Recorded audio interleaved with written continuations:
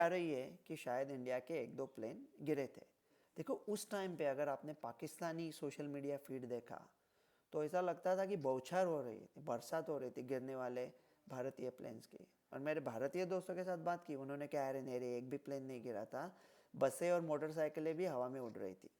देखो कुछ लोगों की जान गई है, तो ऐसा हंसी मजाक में इसके बारे में बात करना गलत है, लेकिन मारपीट बहुत हो गए। अभी हंसी मजाक ट्राई करके देख लेते। ये जो हवाई युद्ध है ना, उसके बारे में मेरे पास कुछ अजीब कहानियाँ है। ये जब प्लेन की खोज हुई थी तब यूरोप में फर्स्ट वर्ल्ड वॉर होने वाला था। तब 1911 में ये लोग साथ में आए और उन्होंने तय किया कि एयरप्लेन का इस्तेमाल जंग में नहीं करेंगे। ये कानून कौन बनाता है? मतलब जंग किस लिए है? एक दूसरे को मारने के लिए है ना। तो ये कानून क्यों क्यों ऐसा नहीं मार सकते, वैसा नहीं मार सकते, कि मतलब दूसरे विश्व युद्ध में जापान और अमेरिका, क्या अमेरिका अनाज भेज रहा था जापान को, वो जापान का जिम्मेदारी था। कि ऐसा कैसा कर सकते हैं कि ये रोटी लेके आए, ये रोटी खाओ और फिर खिड़की में जाके बैठ को आपको ठोकना है। तो वो दूसरी बात हो गई।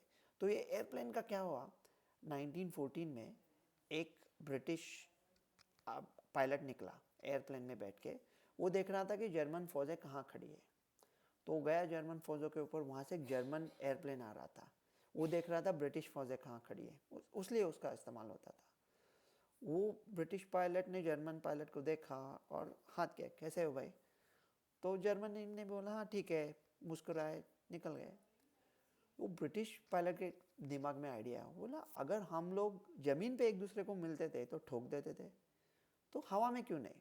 तो दूसरे दिन वो गन लेके गया, जर्मन भी गन लेके आया, ऐसे ब्रिटिश ही चालू कर दिया ऐसा कुछ लफड़ा। तो हवाई युद्ध चालू हो गया। और उसकी एक अजब कहानी है। 1915 में बैटल ऑफ टैननबर्ग हुआ था जर्मनी और रशिया के बीच में। तो रशिया ने भी कुछ प्लेन्स लाए थे वो टाइम पे, ज़ारिस्ट रशिया था। तो रशियन सोल्जर्स खुद के प्लेन के ऊपर गोली चलाते थे। वो कहते थे ऐसा कुछ कॉम्प्लिकेटेड मशीन है ना, ये साले जर्मनों ने बनाया है। तो अरे नहीं भाई, ये अपने रशियन प्लेन है, लेकिन उनके ऊपर गोली चलाते थे। आपको ये डॉक्टर क्यों बात कर रहा है हवाई युद्ध पर? अरे मैं यूरोपियन हिस्ट्री में पीएचडी कर रहा था। और वो पीएचडी छोड़ो, ये जो जंग की बात है ना, जब कोई नया हथियार आता है तो हम ऐसा इस्तेमाल नहीं करते, लेकिन वो नया हथियार शायद पुराना होता है। अगला हथियार होगा शायद बायोलॉजिकल वॉर, मतलब कोई बैक्टीरियम या कोई वायरस को इस्तेमाल करेंगे वेपन करके। तो फिर डॉक्टर से ये बात होगी ना। और ये नया नहीं है, 3000 साल पहले पेलोपोनेशियन वॉर हुआ था ग्रीस में। तब उन्होंने प्लेग हुए वाले कुछ बॉडीज जो फेंके थे दुश्मन के यहाँ, कि ताकि वहाँ पे इन्फेक्शन हो। उन लोगों को पता भी नहीं था वो टाइम पे कि इन्फेक्शन क्या होता है।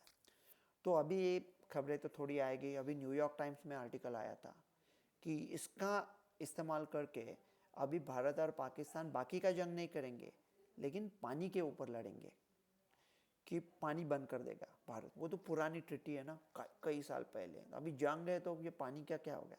लेकिन मेरे ख्याल से ऐसा नहीं होगा। 3 वजह है। पहली वजह ये है कि थोड़ा शायद हमास गाज़ा की तरह भी सोचेंगे ना, कि शायद थोड़ी डिक्टेटरशिप है पाकिस्तान में, तो पाकिस्तानी आवाम को क्यों तकलीफ़ देंगे। भारत ऐसा सोचेंगे कि क्या सिर्फ वो लोगों पर ध्यान, उनको तकलीफ़ हो जो सबको तकलीफ़ दे रहे हैं। दूसरा ये है कि मेडिकल साइंस है कि इंसान पानी के बगैर 24 घंटे से ज़्यादा नहीं रह सकता, लेकिन खाने के बगैर 7 8 10 दिन निकाल देता है। तो किसी का पानी बंद करके किसी बेसहारा पोजीशन में किसी ऐसे आदमी को क्यों डाले जिसके पास कोई बड़ा हथियार हो, तो क्यों उसे मजबूर करे।